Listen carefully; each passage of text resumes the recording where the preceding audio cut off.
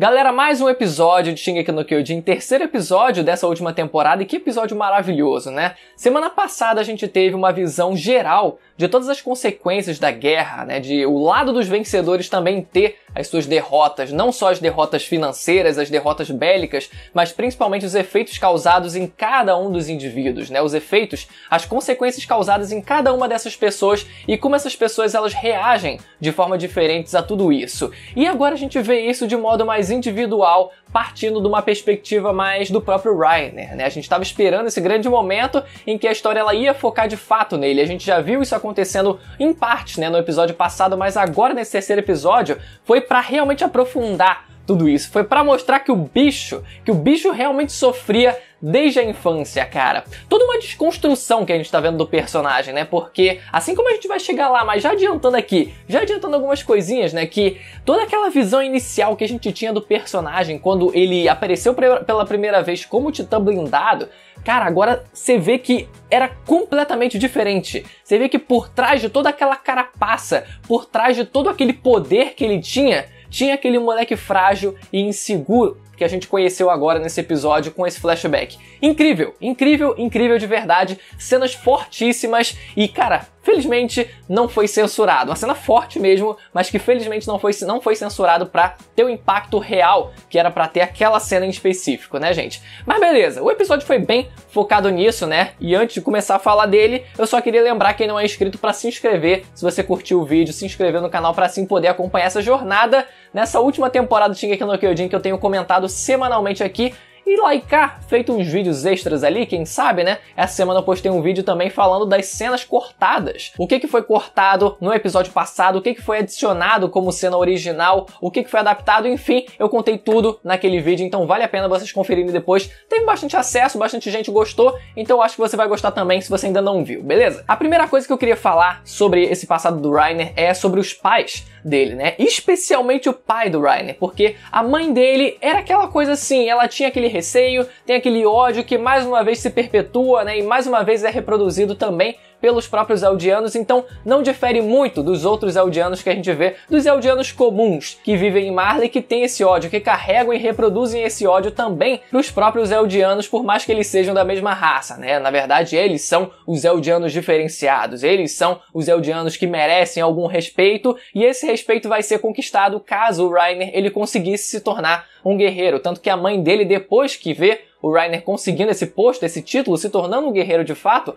ela se sente orgulhosa, né? Ela se sente orgulhosa do filho, de que assim, dessa forma, ela vai conseguir, a família vai ascender socialmente, digamos assim, né? Mas mesmo que o Reiner ele tenha conseguido esse feito, ele depois de ter ido atrás do pai dele dizer, né, que tinha conseguido se tornar um guerreiro e tal, o cara não queria saber de nada, não queria contato nenhum com o moleque, mesmo que isso trouxesse alguma hipotética ascensão social, só que pra ele aquilo não ia funcionar. Ele já tinha a família dele, outra família dele, e se ele fosse pego, né, assim como a gente descobriu que um Marleyano é pai do Reiner, se aquilo fosse pego pela polícia, pelas autoridades, com certeza ia dar ruim pra ele, então ele não queria se envolver de jeito nenhum, né? Cusão, só pra complementar mesmo, né? Pra deixar o passado do Reiner mais ferrado, mas isso é só o começo. Isso é só o começo porque na prática o próprio Reiner em si, quando a gente vê ele nesse processo de se tornar um guerreiro, a gente tem essa visão, o começo dessa desconstrução do personagem, a gente descobrindo que ele na verdade era o pior de todos os candidatos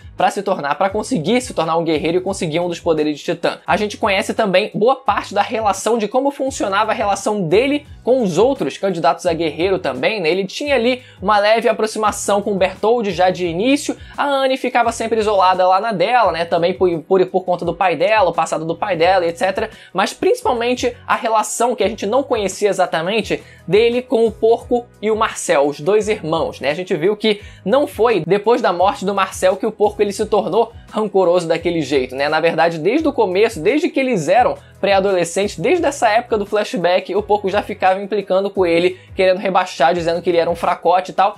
Não era lá um moleque, né? Não era lá um moleque, né? Tão gente boa assim, mas em contraste a isso, pelo menos o irmão dele, que é quem se sacrificou, o Marcel era um líder, era aquele líder que sempre se preocupava com aquelas pessoas, né? Se preocupava com o bem-estar daquelas pessoas, incluindo o próprio Reiner. Então ele tentava ser simpático, a gente viu isso nesse flashback. Então, o que deixa a coisa ainda mais pesada quando a gente vê o Marcel depois se sacrificando, né? Conseguindo salvar o Reiner no reflexo ali, quando o Titã da Ymir acaba saindo da Terra, né? Depois de ter ficado 60 anos enterrada, na verdade não ficou 60 anos enterrada, a Terra que foi surgindo ali e foi soterrando o Titã da Ymir, e depois que aquele Titã desperta, por conta daquela instabilidade que as crianças estavam discutindo ali na hora, né? Provavelmente por isso que o Marcel ele não se transformou em Titã na hora. Ele provavelmente nem pensou nisso, porque foi algo tão do nada, o Titã apareceu tão do nada ali, ele nunca estava esperando isso, e ainda mais somado a essa instabilidade, pudesse ser um motivo, né, razoável para que ele não se transformasse, ele não pensasse em se transformar, ainda mais tendo que salvar outra pessoa, né, se sacrificando ali para tentar salvar. Então foi um caos que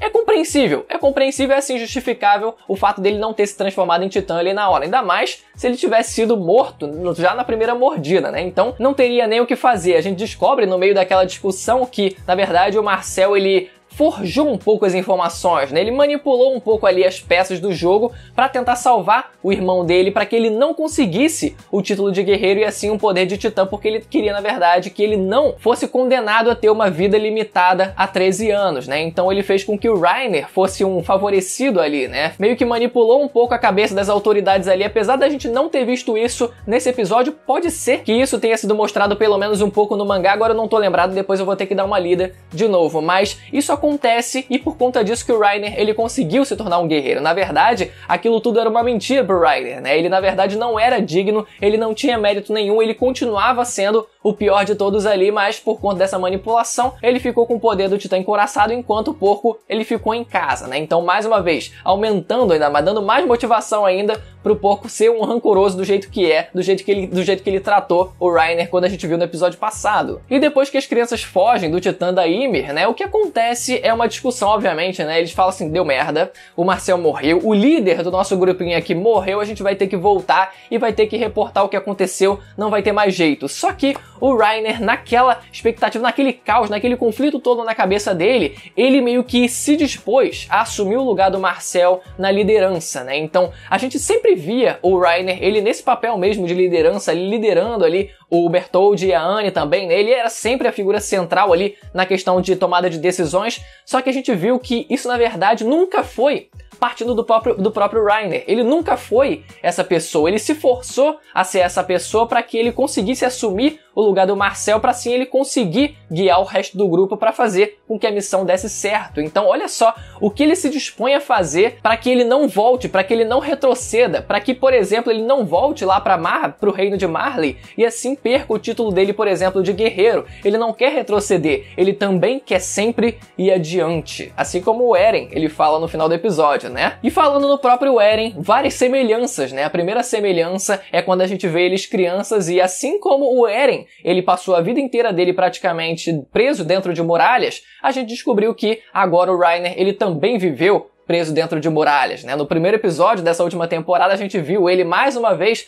vendo uma estrutura de muralhas naquela base, naquele forte, né? Onde eles estavam em guerra, e mais uma vez ele lembrando, caraca, muralhas, mais muralhas, eu tô cansado de muralhas. E ele vai e se transforma, a gente tem aquela cena magnífica da animação dele se transformando. E outra semelhança entre esses dois personagens é quando eles já estão no treinamento dentro da Ilha de Parades e o Eren, ele tá se espelhando no Reiner pra tentar ser forte, né? A gente vê aquela cena dos dois, o Eren, ele tentando e ele não conseguindo, e ele tentando descobrir como ele consegue buscar forças, né? Como ele consegue buscar motivação pra fazer o que ele precisa fazer, e ele dizendo que se espelha no Reiner, que queria ser forte como o Reiner. E o Reiner, em contrapartida, se espelhando também no Eren, né? Vendo ele mesmo no passado, quando ele estava passando pelo treinamento dele pra se tornar um guerreiro. Então, teve essa conexão lá na hora, o Reiner ajudando ele a subir e dizendo pra ele, não adianta, você simplesmente tem que fazer. Então, mais uma vez, tudo que o Eren enxergava no Reiner, aquela figura, aquele símbolo de força física até mesmo, né? O cara brutamontes ali, o cara que também se assumia como um líder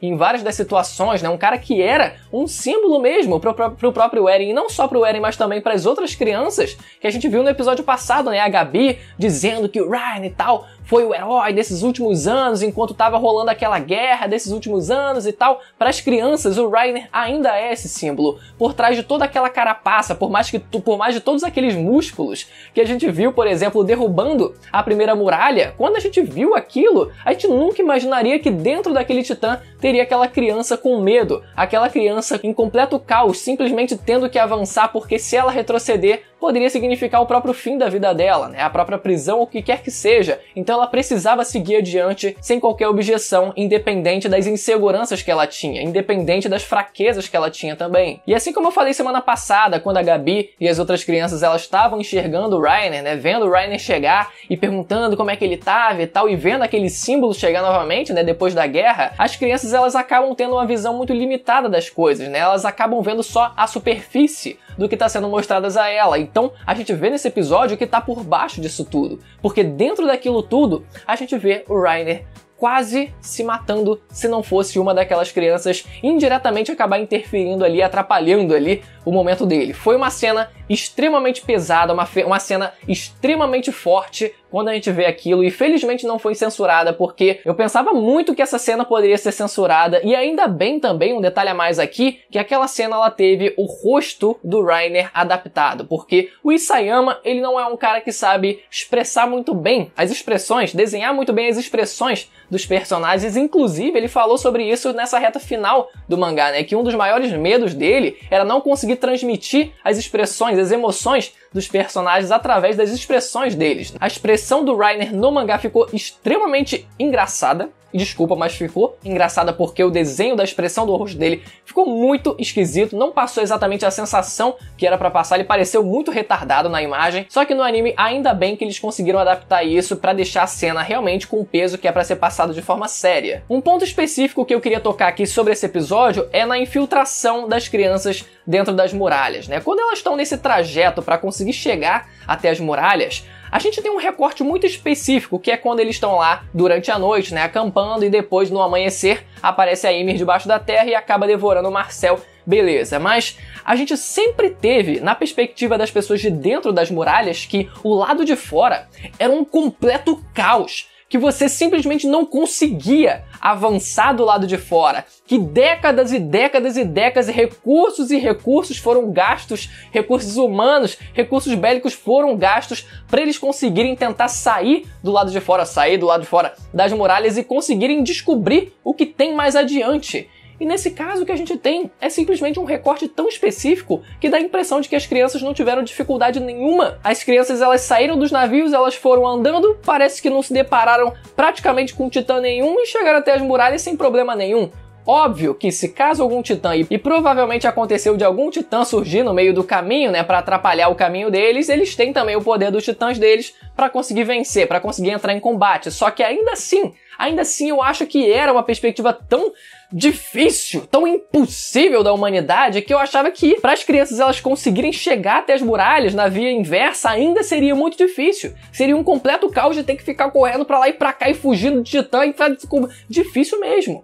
Enfim, isso não foi mostrado, mas mais uma vez, não significa que não tenha acontecido. Eu só quero dizer que foi um recorte meio esquisito. Mas por mais que eles estivessem nessa infiltração, nesse trabalho de anos e anos e anos tentando se infiltrar e tentando chamar a atenção do Titã Fundador, não estava dando certo. A Annie já prestes a desistir, querendo voltar, e o Reiner não, meu amigo. Não, a gente vai agora partir para a ignorância para tentar chamar a atenção do Titã Fundador do modo mais grosseiro possível, né? Não é à toa que depois que eles derrubam a segunda muralha, aparece o Eren se transformando e assim, opa, tem algo estranho aí. E falando no Eren, ele aparece no finalzinho do episódio conversando com o Falco, né? É legal, mais uma vez, que o Eren ele esteja tendo essas experiências também, presenciando que os Eldianos do outro lado, os Eldianos inimigos, também sofrem as consequências, também estão abalados com tudo isso, com a vitória e também a derrota das guerras que eles estão sofrendo, né? No meio daquela conversa, eles discutem sobre liberdade. O Eren ele decide dar uma filosofada, aquela filosofada assim, tipo, olha só, tem gente que se move e tal porque não tem jeito, sabe? O ambiente ou as autoridades, eles acabam forçando com que a gente acabe se movendo adiante, mas porque a gente busca aquela liberdade,